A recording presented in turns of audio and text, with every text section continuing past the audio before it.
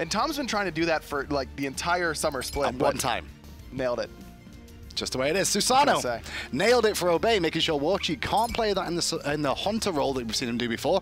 And Ganesha, pretty much expected to be the standard ban, at least over in Europe. It's been pretty much banned every game. I mean, NA prioritized it as well on Thursday. I suspect every single second pick team is going to be banning away the Ganesh, because every team with that first pick is going to be looking for it, but that means you leave something open for Obey. And you just get a Millsy. That's what I mean. Give it a Millsy Fafnir. Like, oh, that's risky for the Papis to do that, but does secure them Bellona for themselves. So Cyrus banned away. So Raven's the only thing they've left up unless you put it in the jungle. There it is, the Papis right on top there. Surprised with the Naja ban, keeping that away from Captain Twig. Yes, he's very strong on it, but Naja is one of those characters that you can kind of punish very early on if he falls behind. Could have been a good win condition there for the Papis, but instead they give up Fafnir, Vulcan. It looks like Sun Wukong for that solo lane. Well, we saw on the desk earlier on a bit of Vulcan Awelix play. We may see Captain Twig go to that. Sounds like he's very... He's not showing it too much, but he's got it in his God pull if he needs to. And Wukong has a knock-up in his kit, one of those solo laners that you want to pair with the Awelix that could really punish that solo lane. I mean, let's see how this plays out then. I mean, obviously the Papis don't have many jumps so far, so it would have to be set up for the ultimate from the Gravity Surge to reposition. But Sol banned away, Nemesis banned away by the Papis, so they're still hitting the jungle picks over and over again. Papis recognize Twig is important. Exactly, and Camazotz love that ban as well. Camazotz has been the priority pick in the jungle early on here during the summer portion of Season 4. Just seems to be one of those characters that a lot of players just seem to have in their God pool. Yes, he's a strong character, but it's not overwhelmingly in my mind. It's just that a lot of these players seem to just coincidentally love playing him. Kurnow locked in for the Papis, and how the mighty have fallen from considered being the top pick, top ban for a long period of time. Well, not a long period, but since release. The pros have started to work out now that he's pickable, and you don't have to ban him all the time. You can actually deal with him. Still the first hunter off the board, but not that first pick position. Exactly. Players realizing that you can punish this selection with things like Odin. Odin looking to lock down that Khepri and Kernos and just lock that Vulcan ultimate on top, as well as the Hu Yi ult. Very interesting to see the fact that both junglers are probably going to be warriors here, Odin and Raven, what I'm expecting. And the surprising thing about that is they're both very early game focused in what they're going to be able to bring. The damage output is high in the early stages, kind of drops off towards the end point. The benefit is Ring for Odin. Raven's ultimate, which reduces damage, is very useful too. And they both are going to be picking up Sunder, most likely, and that kind of augments your late game damage. Even if it isn't built into your kit in the late game, you can set up the rest of your team to be doing significant damage in the later stages. But the bad news is that Odin's locked in. He's going to have a ring, but Scylla is the final pick for the Papis there, and she's going to be able to deal with those rings pretty well. One of the safest gods against Odin from the mage situation, especially with the Sentinel, and the fact she can escape the ring because of it. No surprise to see the Scylla selection for Ohoboom. He's played it a couple times before, as well as you mentioned, it's probably the most safe selection against the Odin. But Twig can bait out that Sentinel pretty easily just by walking at Ohoboom, basically, and then either forcing him into the Sentinel dash away or guaranteeing a big chunk of damage instead. But having a look at the start here, you can see Creed was looking for something Papis had run previously. We're trying to gank mid lane early on with first wave pressure. And there's a Frenzy pop early on, looking for some damage coming out from Twig. I think that was more a distraction than anything to make sure that they all backed away. This time around, though, you saw Millsy was hanging around for Obey on the left-hand side, just in case Creed tried to get fancy, and there was no pick potential this time around. But Emilzy's going to go over and start up that red buff, allow Ataraxia to come in and clean it up for himself. Now Ataraxia is going to hit level 2 off of this first wave, but the Papis have already pushed it in. They're going to be able to invade that purple buff. Bad news is, though, is that they've invaded the purple buff, and they were looking to take the red too, because they've got Hog online. Draco Marino has picked up Hog at the start of this game, something we've not seen too often, but we've seen a couple of supports starting to run it now and again. A little bit of there in support, and then as well as Guardians in that solo lane. We've seen FineOK pick it up on the Athena solo, comes to mind. But you're right, it's all about that jungle camp control in the early game. But this means that it's going to be another, everyone talks about how many Sunders each team has. It's another opportunity for no Sunder. Just a little bit concerned that Draco Marino's still not used this Hog so far. You see that he's been trying to hold it for the right situation. This might be it. Warchi contesting against Ataraxia, buying enough time for Draco Marino to get the Hog off there. But they did lose a wave of experience in that left-hand side. They will probably catch the archers. How does that end up working out realistically? I mean, they did get a little bit of poke on Ataraxia as well, and you can see Warchi a little bit ahead of Ataraxia with that Obey Hunter just now hitting level 3, and no death toll for him, but he does have this health chalice, so he's got 2 more health potions remaining, plenty of health sustain there. So it doesn't really end up too poorly. Draco Marino will have that purple buff a little bit longer now because he waited a little bit longer to secure it. so he's going to have that extra pen aura a little bit more extended. But you can also see that Millsy has started off with the Lono's mask, one of the new starter items available for support, so you get stacks based off assists, which turns into bonus health and gold once those stacks are completed. And when you play someone like Fafnir, bonus gold, that's kind of what he brings anyway with his passive, and he gets even more of that now with Lono's mask. Yeah, that's what I was about to say. Fafnir definitely needs some more gold income. He's always near the top of the net worth charts between his passive and that Watcher's Gift. But also keep in mind that whenever you hit that 75 stack mark and you get that burst of gold, if Emilzy's in trouble in that instance, he could be getting a big burst of protections during that time as well, and allow him to tank up a little bit more, take a fight that's advantageous for you because you're a little bit tankier than everyone else is expecting. Really synergizes well with what Fafnir wants to do. Because I believe it gives you 400 gold on completion, is that correct? And then you can sell it for 333, which means you can get like a tier 1 of sovereignty if you need it, or even tier 2. Dalo up against Captain Twig. Twig's going to be a little bit careful here with Creed rotating around and Ojo Boom just sat in the wings waiting patiently. I know she called him Oyo. How do you call him? Oho? Boom. I like Ojo. You like Ojo? I don't know why. You like the Mojo? It's probably not the right way to say it because the Spanish names I'm not the greatest at, but Ojo Boom sounds so much better when you get aggressive and excited about it than See, Oho Boom. We can't get away with saying, yeah, we're just not that good at Spanish names, but you can't because of the accent. Yeah, I guess that's what it is. Yeah. I'm sorry. I can't help it, you know? Like, just born and bred that way. Yeah. It's the bonuses of life. Maniac on the right-hand side, though, you can see Creed did trade out nicely with him there. Bellona being their lane bully in the early stages. Eagles rally down, so is the Cloud for Maniac. So clearly you can tell what happened in this lane, but the good news is Maniac's already back after the teleportation. The teleport's ready to go, but I really think this favors Obey because now Creed is very susceptible to a gank from Captain Twig. Needs that Eagles rally to get out of the Odin cage, and even if it's just a couple minions hitting Creed along with Maniac and Captain Twig, that could be an easy first blood opportunity for Obey. Well, he's gone for the Ninja Tabby build on the Bellona now. As we look at the left-hand side, you can see the red buff secured by Obey. The purple contested, but the Hog comes into play again. Draco Marino will walk back towards the lane now after stealing that one away too. Maniac has the pressure for the moment, but here comes Captain Twig, the stun into the bird bomb, waiting for the cage. You called it, and Creed is dead. The frenzy was popped soon after. You expected a Sunder coming into this game. It's not Sunder, though. It's gone with the frenzy, so he's going to augment the damage of his team based off the ring. I think that's a really good call for Captain Twig here. I really like it, as well as increasing that attack speed for Captain Twig inside the ring, which can be very impactful, especially in that early to mid stages. As soon as Odin finishes off his Warrior Tabi, though knowing Twig will probably go for some weird boot option that isn't going to be Warrior Tabi, but that can those auto attacks can really hurt. That last hit of your attack chain, very, very impactful whenever someone's locked in that cage. And so it's getting a little bit more auto attack damage, as well as just outright damage from everyone around the cage. Nice little work from Twig there on those elementals. He had an idea with the ward placement that Dalo was rotating around to try and contest them, but his decision making was very solid there. Just pulling it away further around the corner makes it more tricky for Dalo to look for a cheeky steal. And that's what you expect from a veteran jungler like Captain Twig. Spent a little bit of time in the mid lane previously, but now has really come into his own in the jungle during Season 4. Towards the end of Season 3 as well, he started to look a lot more comfortable. Yeah, not gonna lie, I think a lot of that was he ended up in the jungle after being mid for so long, and he never really found footing for a long time until he found a team that could work with his jungle style, because your playstyle from mid to jungle, it varies. I mean, if you're a mid laner, you're not necessarily going to play as passive or as aggressive as you were when you play the jungle role. Very different roles. You work together a lot, but you do completely different things a lot of the times, especially when it comes to late game team fights. A lot of mid laners can make it a fairly easy transition into the jungle during the early game because you're with your mid laner and you understand what you want your jungler to be doing in that scenario.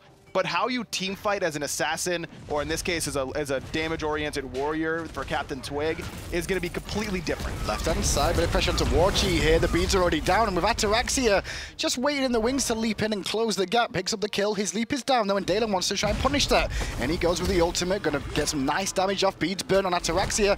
No minions to help him out as the overhead kick will secure. Nice rotation from Dalo. Obey a little bit too far forward. Got punished for it there. Ataraxia wants to play a little bit more aggressive in this matchup. Hou-Yi definitely had a strong one up against that. Karanos is in the mid lane. Oh, Boom's trying to get away, but you can't get away from that Pretty Prime ultimate. Nothing worse than having to deal with Vulcan, played by Pretty Prime, and then you've got Captain Twig ringing them in too. Great play from Obey, though, to force him to use the Sentinel beforehand. But Oho Boom was up in his ultimate, but had the Aegis amulet, but you can't use that whenever you're an I'm a Monster. So I think trying to get that increased movement speed really hurt him there. Could have maybe canceled that into the Aegis quickly, but a lot harder ask than just waiting to use your Aegis. Well, 3-1 right now. Elementals contested another time. Dalo and Draco Marino winning the battle so far, so good. They will get all three of them. And with Creed coming in, Maniac may have overstayed his welcome. Bird form tries to get to Cloud, but too little, too late. And Creed gets his first kill of the game. So this is something that happens for top-end teams that are playing teams that they don't expect to be at their level. Does Obey take that fight, that little engagement by the Fire Elementals against Energy? No. Almost certainly not. Not after the Elementals have gone down. You don't continue trying to trade out. You just back away. Against 3 members as well, and you kind of knew there was 3 members there. It's pretty obvious if it's going to be 3. You take a trade and you get punished for it. Exactly. So Obey needs to spend a little bit more respect against the Papis and make sure that they're respecting how much damage output they have, because even though, as we mentioned, this is a team that's just now breaking into the SPL for the first time, this is a team that's been together for quite some time. They have a lot of experience together. Their synergy is pretty solid, and they've been playing against teams of around Obey's caliber in practice for quite some time. So you need to be ready for them to give you a strong game. And I will say, like, over the years of casting the SPL now, from a relegation team that's moved into the Pro League, Papis have done above average for most of the teams coming in so far. I know we've not seen that many games out of them, but they're looking more consistent and solid than what we've seen out of previous teams that have come up from the Challenger circuit. Emilzy taking a lot of damage there. Still has his transformation, but being very patient with it. Warchi goes into the cage. Dash is already down. Nowhere for him to go, but Oho Boom finds the reset, and Warchi got saved by Draco. But Ojo moves, still trying to chase down. Look at Diamond Monster. Will hit 2. Not enough damage to pick anybody up, though. Pretty prime on low health, but Twig wants to go in again against 4. The Madman from the jungle. Luckily enough, Dalo was there to make sure that Twig changed his mind, but he was waiting for Maniac to come around the corner. And Maniac's still coming around, but after Raxi's rotation, he's in trouble too. Papis are winning. He's in a lot of trouble. No jump, nowhere for him to go. Rooted in place, and Warchi's going to get credit. Maniac still here with pretty prime. Dalo, did he miss that magic cudgel? He was just off the mark, but he's still going to give chase. Great route from Draco, though, to make sure Dalo gets out, and Warchi credit with a kill. Gold Fury's exposed. I think they could have still looked for the Gold Fury here, you know, but I think they're going to play it safe. With how low Dalo and Warchi both were, I like the call to back up in that scenario. I don't know, man. I think they should have gone for it there, because even if they lose those 2 low health members, they won the fight beforehand and they get the Gold Fury. I don't see the likes of Twig and Emilzy being able to steal it away unless something crazy happens with no ultimates, you know? And that's just one of those risk versus rewards. Sure, it's something to look back on. Exactly. Maybe the Papis could have gone for it, but for now, I have no problem with them giving up the goose in that scenario. They definitely got the better end of that team fight, where Maniac plays a little bit too aggressive, and it was Captain Twig, who hadn't backed in so long, was sitting on very low mana, comes into the rotation, but I don't even know if he had enough mana to continue to use skills after he had jumped in. Can't even find the slow with the Gungnir's Might.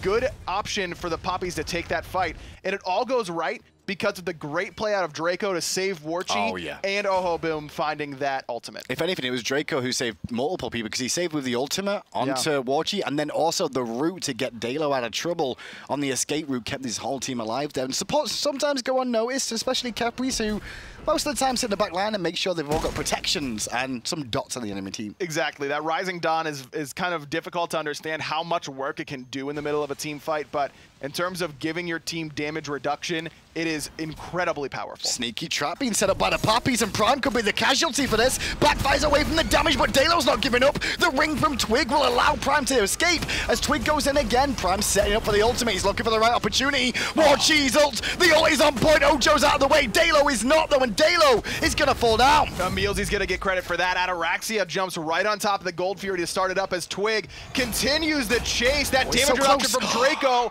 is the only reason Warchi's alive right now. And now Maniac still trading against Creed and Ojo Boom. Pretty prime, now in a better position than he was earlier on. Forced out because of the focus on him at the start of that fight, but there's great work from Obey's front line, in particular Twig, to keep him alive. Twig still going in that front line. Stun onto Creed to interrupt the bludgeon. Knockup's good as well. He does have that Eagles Rally available, but is just going to walk away instead. Obey get the red buff on top of those kills. But the problem is that Creed's at half health now. Ojo Boom's lower on mana, doesn't have his ultimate available. Surprised Obey were happy enough to reset there too. But they did win the red buff on the left-hand side. They stole that away, and that's one thing Papis didn't get after the last fight, was any sort of invades that got them some sort of lead, or even at the goal, because still Obey are in charge. 1 for 0 there, but Obey, as you mentioned, get that red buff invade. Looks like Ataraxia is going to get a red buff for himself on his own side of the map. But again, Draco Marino saves the life twice of Warchi there. Warchi again locked in that cage, trusts his support to find the Scarab's Blessing, keep him up.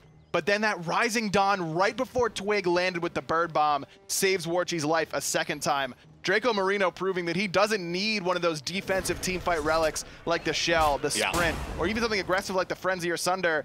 Doesn't need any of those things because he just has to use his base kit and then use that hog to secure some farm for the rest of his team. It's definitely one of those things. Next to Draco Marino's name, now you can put down Capri and put a little tick next to it of like, yes, he can play Capri. Most people can, but it's at this level of play is a different story. It's been very impressive because not only does he have to worry about saving everyone who's in the cage, but he also cannot be in that cage with them. The positioning has been good, but also not bad to the point where he's not absorbing skills in the front line. That's what you want to do as Kepri, is step up, take that first rotation of skills, get around half HP, then you back up and allow your teammates to be the ones to push forward, and you try and save them. So 12.5 minutes in now, no Gold Fury is down just yet, but plenty of contest around them, especially the Oracles. The difference is, though, is we've just gone past 10 minutes aggro, and the Portal Demon is now available too, which means the fights could become a little bit more sporadic, and people out of position could get punished heavier. And especially with something like a Vulcan on your team, Sun Wukong can do pretty solid damage to a Portal Demon as well. It's only going to take 2 members, Pretty Prime being one of the most likely, for Obey to sneak away something like the Portal Demon, and then the other 3 can kind of juggle the Poppies around on that Gold Fury and prevent them from getting that objective. So the Poppies need to be very careful about where Pretty Prime is on the map at all times, because Vulcan is excellent at sneaking objectives away from you. I'm just keeping an eye on relics, because the secondary relics are coming through now, and the question on my lips is, will the Poppies go for a Phantom here to try and deny the ring that Twig's getting out, or will they rather go for, you know, Aegises and survivability? I think I'd prefer some Aegises. I mean, maybe out of Draco Marino we could see a Phantom. I don't think I'd mind it in that slot, but then the Poppies are down asunder in terms of their late game damage output, which could end up hurting them, but either way, I think that they don't really need it thus far. The problem is you kind of get lulled into this false sense of security where, yeah, like the cages haven't been too impactful. They've gotten 1 kill in mid, but I've saved Warchi a couple times. Maybe we don't need that Phantom. And then Twig's going to find a huge one, and everyone's going to be saying, man, I wish we had a Phantom right now. I guess the question is, he could go for Shell, I guess, on Draco Marino instead. The Shell reduce the damage that Pretty Prime's going to pull out with the burst, as well as Ataraxia, because once that ring goes down, there's plenty of rings that are going to come on top of that ring. Exactly. The plenty of circles to lay on top there, basically. And that wouldn't be a bad option, but at the same time, you could just pick Phantom and not be in that circle whenever all those ultimates come crashing down. Plus, that Phantom gives you that crowd control reduction. That's very, very important, not only for getting you out of the cage, but it means that the stuns from Mealsy and Maniac aren't going to last as long. The slows won't be as impactful. There's plenty that Phantom brings to the table outside of just getting you out of that Odin ultimate. So we've got 2 different builds coming off the mid lane mages right now. And is this because the gods specifically here, aggro? Because you can see, you know, Ojo Boom, he's gone for the Helm for defensive options, worried about the amount of physical, and then investing what looks like will be Spear of Desolation next for the extra penetration and damage output. Whereas Prime's gone for the lifesteal option with Bancrofts into a different version of penetration. This is exactly what you were saying, where it's Ojo Boom's a little bit more worried about the bird bomb damage coming out of Captain Twig, and rightfully so. That's a ton of burst damage that, even at level 13, it's enough to force you out of a fight, basically. It's going to do about 60% of your health, and that's quite a bit that it's difficult to fight after that. So I like this pickup from Ojo Boom. Pretty Prime known to be a little bit more greedy, a little bit more aggressive with his build path. Not going for the Doom Orb that we usually see out of him, but the next best option, which is that Bancroft's Talon. But Dalo's going to be able to stick on him and do a ton of damage to this Vulcan. That lifesteal's not going to really matter when you're getting 100 to 0'd by Dalo. Well, you talked about Dalo there. He did get his own speed buff, but it's Draco Marino that gets in trouble, and Phantom was picked up by him. Immediately he'll escape away, and there's a nice little animation to show when people have Phantom on him now. Makes it a lot clearer for enemies and your teammates too. That's a tough position for Draco to have to use that Phantom, though. He was lone in the cage, only him. If Obey gets that pick, then I think Papis may still have been able to fight into a Gold Fury pull or a Portal Demon pull. Good point. I think I would have liked to see a little bit more patience from Draco in that scenario. But, I mean, anytime you get cage and you have Phantom up, your obvious reaction is to just use that relic. But that is a very, very long cooldown. Now, on the other hand, Obey did have to use the blink from Captain Twig in order to close that distance. So there is a less of a gap in terms of the offensive opportunity for this cage, but it's still there with that Phantom being Drake down. on the left-hand side now. Mills, he's looking for the Hammer. Nice little back step from Draco, setting up Warchi to get some poke off. Bad news is Twig's on the way, looking to try and close the gap, and immediately Warchi will back away alongside Draco. Odin definitely going to be a little bit stronger in the mid to late stages after that recent buff to that Gungnir's Might. Just a little bit more damage, a little bit more potent on the slow as well, so that's why you see Twig immediately leveling up that 3. Previously, you had a choice between the 3 because it was so unimpactful, basically, and that Odin ultimate. By putting points into that cage, you're reducing the enemy attack speed whenever they're locked in there. Excellent up against Creed, Dalo, and Warchi. And I think previously we may have seen Twig start to level that ultimate, but with that recent buff to Gungnir's Might, I think that's going to keep Odin's damage a little bit more relevant longer. And Captain Twig as well, he's gone for the shield build so far. We saw Gladiator Shield earlier on. I believe he's investing potentially Void Shield next on the list. So Shifters is going to be the option for him too. And these are kind of the items you're looking to play, I guess, with an Odin style of warrior, where you need the defenses, but you would like some damage to try and increase things in the early game. I like this Shifter Shield pickup a lot. The Gladiator Shield is just cheap CDR power, and the sustain from it is there. It's not the most impactful thing, but you can definitely feel it a little bit. Shifter Shield is the perfect Odin item where I want to Bird Bomb in, do a ton of damage with my 1-2 combination, and then I just want to live until my next shield comes up whenever everyone invests everything into me. Blink from Twig, and there's a ring. Draco stuck inside this time. No Phantom to escape this time round, Hugbug. Bad news is he's had to ult himself as well. Wild Hunt on from Warchi to buy Draco a window out, but Prime will clean up the killers. Twig Bird Bombs in one more time. Dalo, though, poking him down with the help of Ojo Boom, who resets towards the mid lane. Now the collapse from Obeys towards Warchi, but the Papis realize they've not got a chance just yet until Creed goes in. Creed looking for pretty Prime, but the Aegis is going to prevent him from taking too much damage. Dalo around the back, but a big ultimate out of Prime. Avoided. Going to do a lot of damage. Got avoided by most. It got a lot of Aegis off for damage, but Dalo's still in trouble on the backside now, trying to cause a distraction. The bad news is, same thing is happening from Maniac on the Papis, and the Papis left Dalo alone. He gets picked when there was a chance for a collapse, and in the end it's solo versus solo, and it was the Papis that came out on the wrong end as the Gold Fury is being looked at now. Emilzy's so healthy that he's going to be the one to zone. Maniac steps forward as well, and Obey is going to secure themselves the first Gold Fury of the game. And you look at the gold lead now, he's just approaching 5,000 roughly between the two. 4,000 experience just under for Obey as well.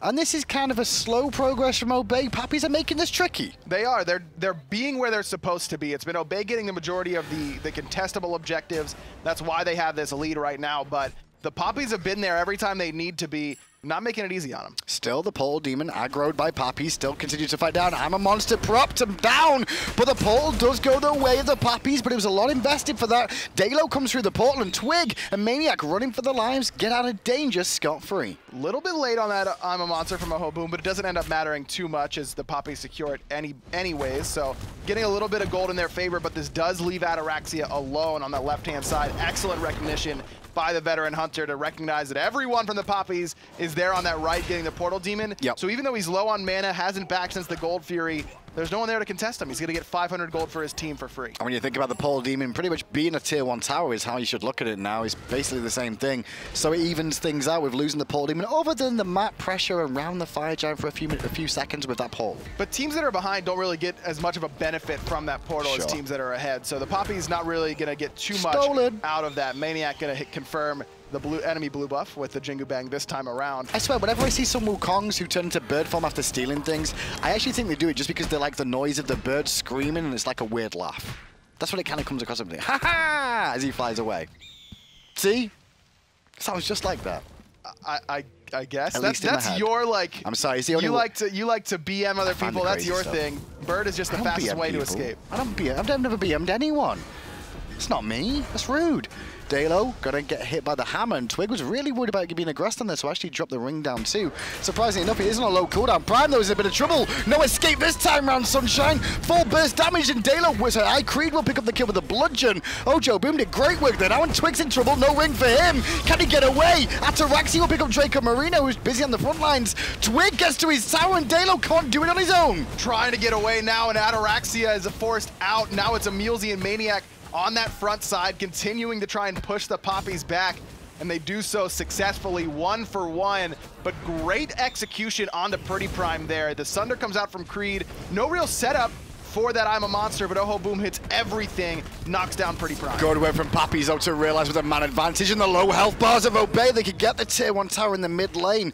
Answer back to that, but Twig's back in the fight again because Emilzy and Ataraxi have shown up, and Papis may have just stood around for a little bit more poke than they needed to. Instead, they could all end up dying because of this. Oho Boom, no Sentinel, has both his relics available. That Ricochet just gonna miss from Ataraxia as Twig comes up and over the wall. Dalo's doing work though. Dalo kept him alive. What great play from Dalo. And Draco's waiting around the corner in case they go in for this with the ultimate. Draco to the rescue. Ojo Boom lives. And this is why the Papis are showing me that as a relegation team that's just come up, they have a lot of skill. Very much. A lot of skill because they are saving each other at moments where you're like, they should be dead. And again, that comes back to how long this team has played together, you know, sticking together throughout the relegation process for the most part. This team has excellent communication as well. You see Draco Marino coming up that mid lane, and it's Dalo juking around at 1 HP. Instead of going the most direct path away from Obey, instead cuts back into those back harpies because Draco's saying, get to the wall, I can ult you. Great play there out of the Papis, but for as much talent as they clearly have, and as much as they can clearly play with the likes of the European SPL, they've also still got a lot to learn because that tier 1 siege, as soon as the Papis got that tower, if they backed up, probably would have been okay. Yeah. Everyone, Warchi in particular, takes a couple steps too far forward, and then that means that Obey is able to answer back with 2 kills there on. And that's the difference between the Pro League and the Championships. It's just small mistakes. Small little mistakes will get punished so much more by experienced teams who've been around a long time, like the Obey roster in the pro scene. And that can be demoralizing where it's like, man, you know, just one little mistake and all of a sudden everything we worked hard for is gone. But at the same time, I think it should be encouraging for a lot of these teams because it's saying, hey, we just have a couple things to clean up and we can get to the point where we can take games off these guys. It will be for the Papis because Papis have got such a good backing of fans behind them that want to see them succeed, that recognize their ability, that they should see this as positives. But they're not out of this game just yet. We may be talking a bit too far forward, but there's a ring and the Phantom in response immediately gets Papis out of danger. Maniac used the Cloud very early on, they're worried, and he will initiate for a second under the tower. With the minions coming in through, they're going to be able to get the tier 1, but I don't think Ataraxi wants to go in for the last couple of autos. Not quite yet, but after this minion wave, maybe Emilzy going to be the first one and take a good chunk of damage there from the crush out of Oho Boom. Has that Spear of Desolation completed, as you were mentioning, and now working towards an Obsidian Shard for a little bit more power, that percent pen that's so important. And that's the one thing that Papis did a good job of defending. Even though it's a tier 1 tower, it's not all doom and gloom for him. It's only 1 hit from death, but just keeping that for an extra while longer is denying Obey getting more gold into their coffers. Gold Fury looked at by Papis here. Ultimate's available for them. 2 down for Obey. As Creed goes to the backside for Prime. Beads down and Ataraxi defending. Creed does great work on the backside there to keep them all busy, keep the damage dealers out, but the front line of Obey is still strong. Obey with a good, Ataraxia with a good Aegis there. Dalo very low. Ataraxia's going to find him. Draco had already used his Scarab's Blessing to save Creed earlier on. Yeah, that's the one thing. Draco saved it, went for Creed with the ultimate, which means that Dalo was just in too deep on his own. And now Emilzy dives in on Draco. The Meatball Mariana comes out too. Ring is down again. That's how often it's going to be coming up. Emilzy's still in trouble here at the moment, but he will be able to just rotate around the Gold Fury and back out as another member of the Papis fall. Great juke there out of Emilzy. If Oho Boom finds the reset of that I'm a Monster, could be the Papis fight, but Emilzy just able to juke it out. Now going to have to back to base though, despite having that jump available, still too low to continue the fight. Do you like the teleport in from Maniac there? Straight away, back to base, get full health, come back and make sure that the Papis don't go for anything cheeky, like trying to pick off a low health member back in, but yeah, a lot of poke from Ojo Boom for free there, and he's still continuing to eat poke from these minions, and now Warchi's here. Maniac's going to be careful. He's going to have to go back to base probably soon again. Again, a little bit of lack of respect there for the damage of Oho Boom. Maniac doesn't have any sustain in that kit outside of the ultimate, and as you mentioned, with that teleport being down, it's not a great use of that relic, though it does potentially keep the Papis off of that Gold Fury. Certainly a necessary one there, but as you mentioned, walking into the mid lane in front of an entire wave and Oho Boom there, that probably not so necessary. So only 3 towers down so far in this game. 1 on the left-hand side, 1 on the right-hand side, and 1 in the middle. Bit of a mixture of who's got what so far. But there's been a lot of fighting around this Gold Fury all day between these teams. But only 1 has gone down so far. That was Obey's, and that's been the real difference maker in terms of this gold lead. Yes, Obey would have a gold lead regardless, but That's the big reason why they have such a significant one. I'm just keeping on the experience levels of people as well, because that still matters right now. You can see a couple of members of Obey approaching 20, just ahead of the Papis right now, as they do look towards the Gold Fury here, down at half health. Turret doing most of the work for it, keeps getting reset. Creed being focused on for a second, Twig against Ojo Boom, and Ojo Boom standing very tall there on that Scylla. Didn't want to give up his position as Twig now rings and tries to go aggressive. Morchi has the Aegis though, but a big meatball backfire combination. Draco saves his Hunter once more, but Dalo found Ataraxia. I'm a monster, doesn't hit because the backfire from Prime. He did the fadeaway right, we know what was going on. Got away from the damage, and Ojo Boom's going to back out. That could have been a secondary kill there, but my oh my, Prime's meatball backfire with that Rodder Tahuti.